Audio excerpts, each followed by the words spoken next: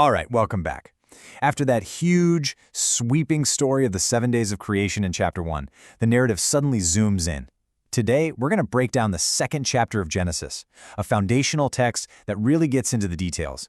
Humanity's first home, its first job, the very first rule, and the first relationship.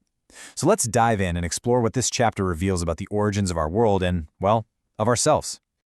So the chapter opens with this really powerful and definitive statement.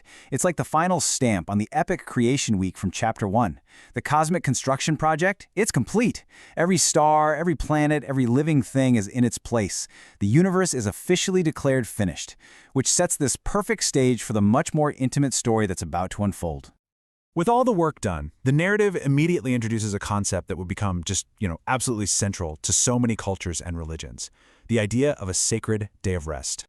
And the narrative immediately draws our attention to the number 7. On the 7th day, the source says, God finished his work, and he rested. But this isn't just stopping. The text really emphasizes that he blessed the 7th day and made it holy.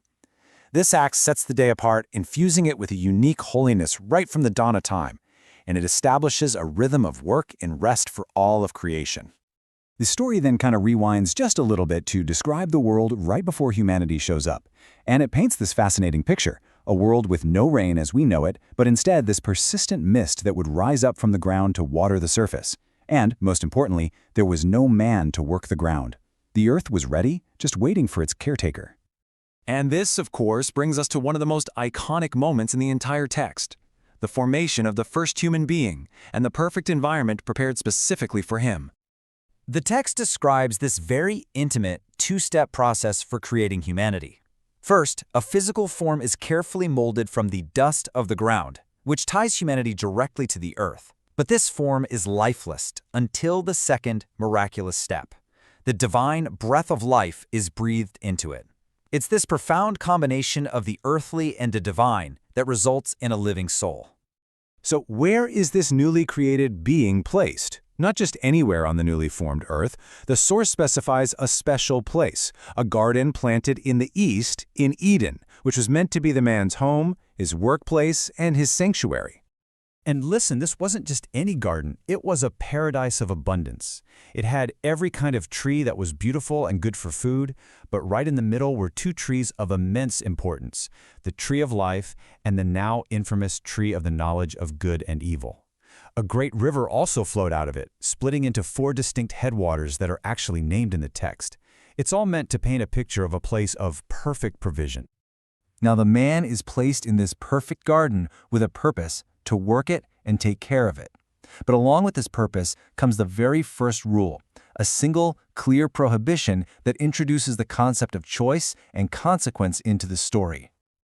The choice laid before Adam is presented with perfect clarity. On one hand, you have immense freedom. He's told you are free to eat from any tree in the garden. The provision is total and abundant. On the other hand, one single boundary is established, just one restriction concerning the tree of the knowledge of good and evil. And the consequence attached to this one rule? It's not a minor penalty. The text is unambiguous, stark. Breaking this command will result in death. This single prohibition sets up the central conflict and the incredibly high stakes of the story to come. So after establishing the man's environment and his rules, the narrative then identifies the very first thing that is declared not good in this otherwise perfect world. This is a massive turning point. For the first time, something in creation is labeled not good. And what is it? Loneliness. The proposed solution is a helper suitable for him. The original Hebrew implies a counterpart, someone who corresponds to him, a partner. What follows is this really fascinating process. God brings every animal to Adam, and Adam's task is to name them. Now, this act of naming isn't just a vocabulary exercise. It signifies understanding, discernment, and a kind of stewardship over the natural world. But through this grand parade of creation, a profound realization happens. As Adam names each creature, it becomes obvious that among all of them, there isn't one that is a true counterpart for him. So, with the search among the animals proving fruitless, the narrative now turns to a unique and deeply personal act of creation to finally solve the problem of the man's loneliness. Just notice the intimacy of this process. This isn't another creation from dust. Instead, God causes a deep sleep to fall over Adam, performs a kind of surgery, and literally builds the woman from the man's own side. She is formed from his very substance, and then she's presented to him. And Adam's reaction, it's not simple observation, it's this poetic, joyful recognition. This is now bone of my bones and flesh of my flesh. It's an immediate acknowledgement of kinship, of a shared nature. He finally has a counterpart, someone like him, yet different. He names her woman because she was taken out of man. The narrator then uses this foundational event to establish a universal principle for humanity. This act of creation is presented as the very origin of marriage, the leaving of one's family of origin to form a new, primary unit where two individuals become, as the text says, one flesh.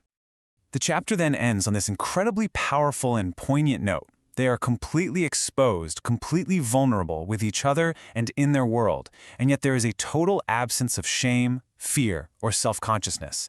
It's a statement of pure innocence. And that leaves us with a profound question to think about. We've seen a finished world, a man formed from dust and breath, a perfect garden, a single rule, and the creation of a perfect partner. The chapter closes with this final, peaceful image of a world without shame, before the knowledge of good and evil. It really invites us to wonder, what does that state of being truly represent?